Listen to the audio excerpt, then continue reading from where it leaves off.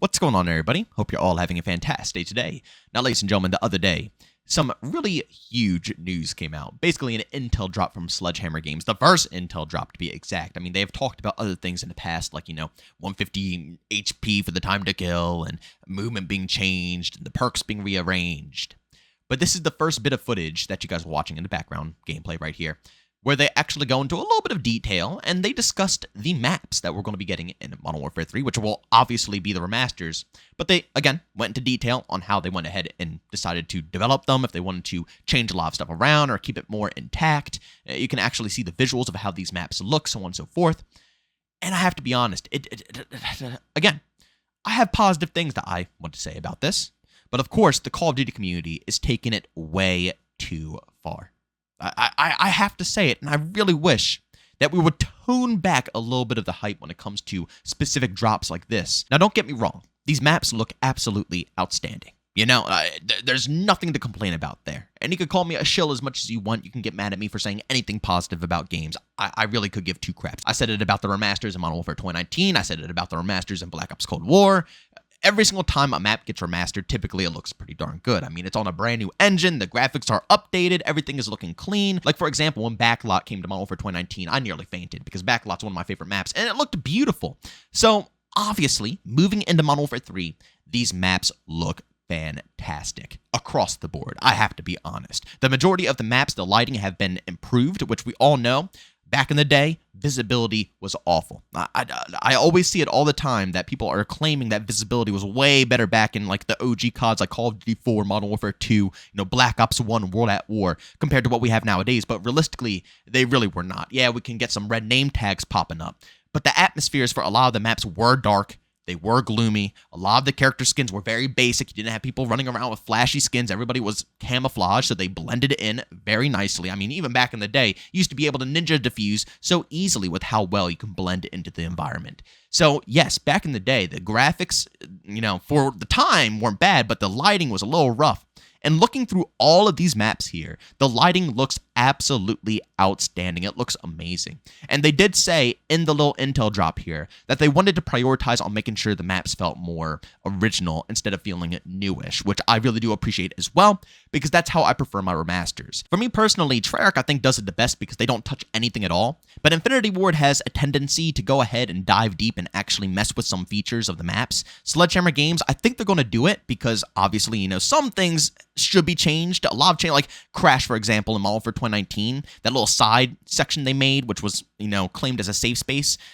Honestly, it was a good way to counter off the other head glitch from the tower, the 3-story tower, which people always went to basically beam kids off. So, some introductions were nice, but a lot of them were a tad bit annoying. But as long as Sledgehammer sticks to, just very bare minimum changes for certain parts of the maps that were extraordinarily toxic and they don't go overboard, I realistically don't think there's going to be a massive problem. And on top of that, they even said that they made the maps a lot more...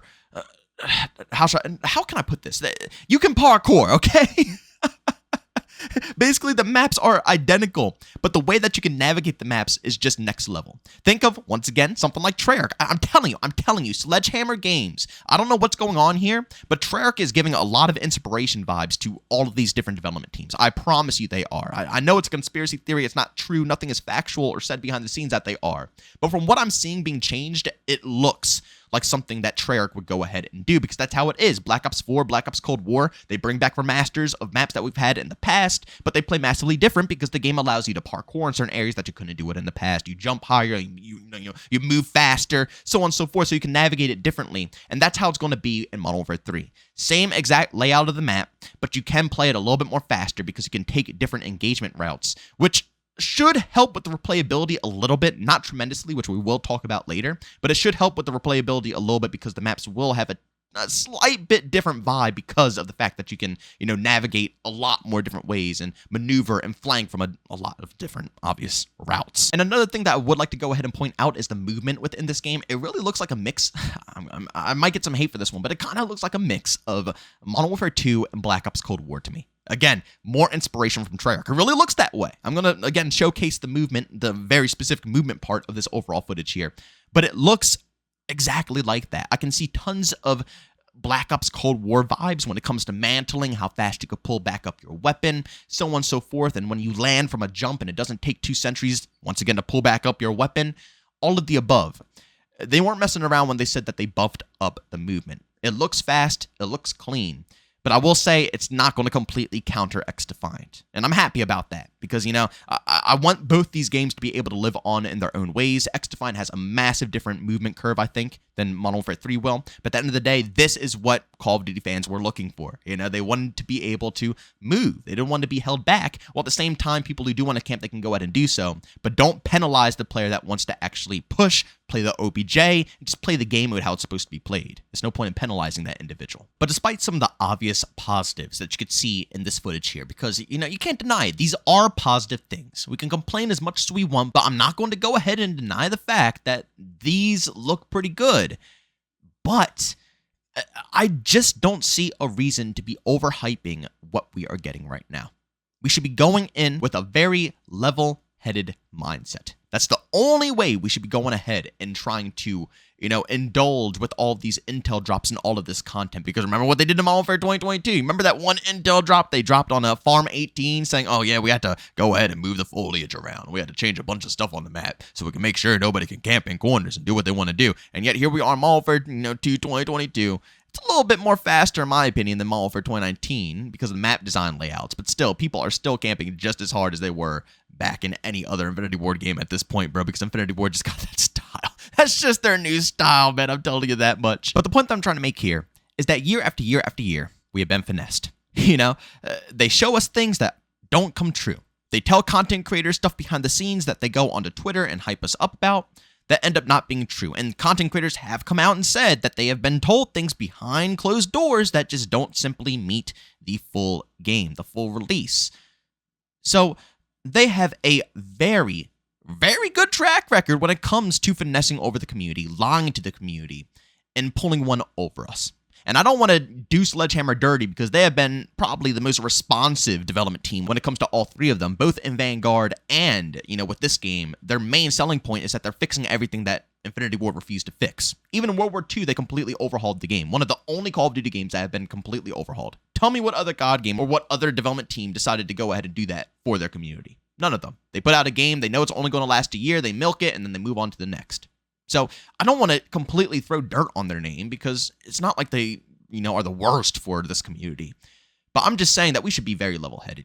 These are the same maps that we played in 2009, right? And even though it's going to be a nice nostalgia trip, how long is that going to last? How long are you going to be able to go ahead and play these maps before you simply go ahead and get bored? So I'm just saying that even though there are positives, I think that the community should hold back the hype until you get hands-on. See what's going on, see what's happening, and then go ahead and make up your mind. But to fall into the same cycle, it might seem like we can be confident about falling into the cycle because, yeah, they are just our classic maps. But it's a very dangerous move, and Activision has done worse in the past.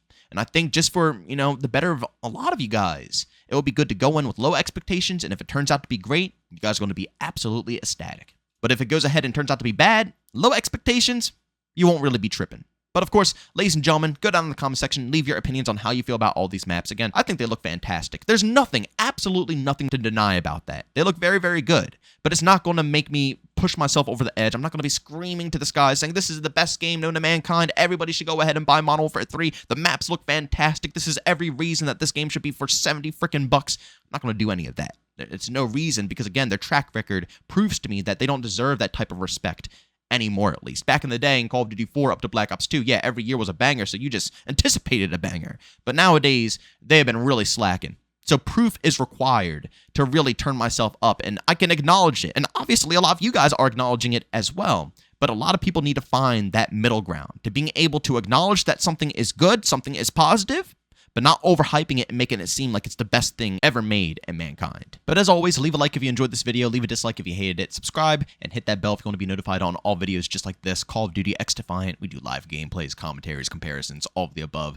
And of course, last but not least, we will be streaming today over on Kick, so if you guys want to catch out that stream, get some good vibes, by all means, you can find the link to that channel along with all my other socials like Twitter, Discord, everything down in the description of this video. Ladies and gentlemen, thank you so much for tuning in. I'll see you on the next one. Peace out.